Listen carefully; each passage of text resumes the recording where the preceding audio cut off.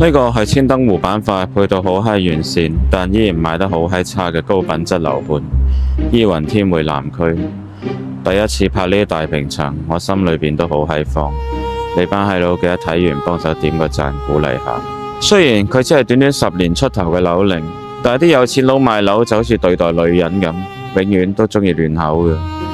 佢而家就好似一個40歲嘅靚女咁，依然風韻猶存，但係都係無人問津。但我無人問津，好失禮啊！嗱，就喺呢度。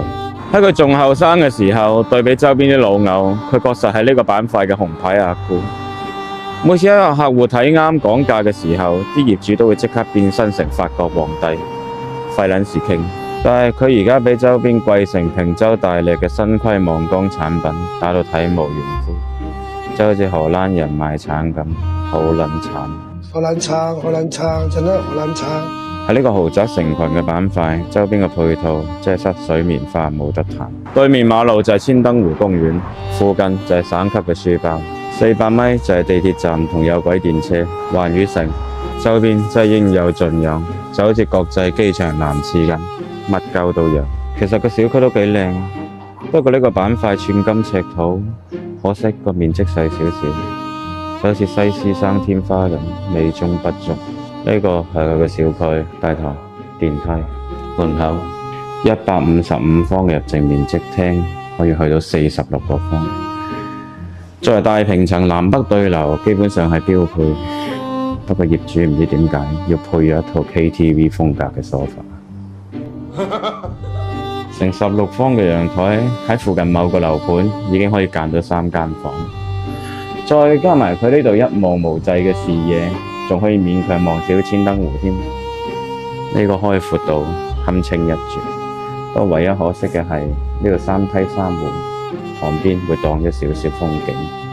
呢啲廚房先叫真正嘅乾濕分離。嗰啲剛需款嘅7字形，唔好再咁稱呼自己。有咗個咁大嘅廚房，你就可以訓練你老婆成為廚神，唔使再忍受佢嗰啲黑暗料理。大平層就唔一樣，間間客房都有啲主人房嘅感覺。拍親大平層最閪興奮就係個屎坑，不過業主有啲浪費，而佢呢個空間可以整2個屎坑，就可以同你老婆一邊屙屎一邊開坑。呢個次臥空間咁，間間都好大，就連採光、通風、景色都係一絕。就連最細嘅呢間兒童房都有11個方，兼且仲可以連通埋陽台。喺10幾年前嘅產品，主人房好難做到咁大嘅窗，再加埋成個主人房嘅空間感，從床到衣櫃預留位置，再到裡面嘅超大型屎坑，都冇幾個而家新規嘅產品係佢嘅對手。總結一句，500零萬你就可以攞低呢一間大平層，亦都同時可以享受到成個佛山最頂級嘅配套。其實而家新規嘅項目，即使產品力再強，但係地段都係冇辦法複製。